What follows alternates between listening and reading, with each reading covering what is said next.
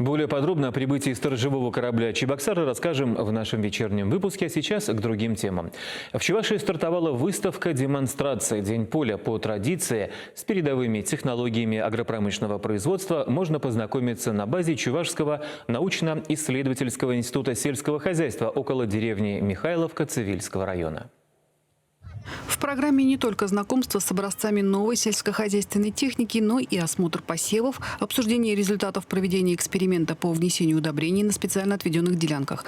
Несмотря на затяжную весну, в этом году в республике удалось успешно завершить посевную. Предварительный прогноз на будущий урожай, по словам министра сельского хозяйства, хороший. Сергей Артамонов также отметил, удалось продвинуться и в решении другой проблемы. У нас всегда была проблема по энергонасыщенности техникой. На единицу площади на 2000 гектар площади у нас всего было 110 лошадиных сил. Задача довести до 150. В 2019 и в 2020 году аграрии здесь сделали, можно сказать, рывок. В 2019 году мы закупили техники выше, чем в 2018 в 2 раза. Задача стоит в 2020 году купить техники больше, чем в 2019 году в 2 раза. По итогам полугодия мы уже на 30% закупили техники больше, чем в прошлом году. И появилась новая форма поддержки.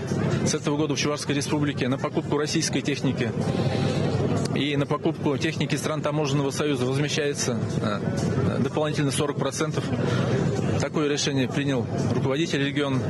И, конечно, объемы закупаемой техники очень существенно увеличились. Аграрии представили более 100 образцов сельскохозяйственной техники из 20 регионов страны. Временно исполняющий обязанности главы Чувашии Олег Николаев осмотрел экспонаты, многие из которых прямо с выставки уходили в поля. Выставка-демонстрация в Цивильском районе будет работать 2 дня. Светлана Позднякова, Екатерина Данилова, Никита Углев. Вести Чувашия.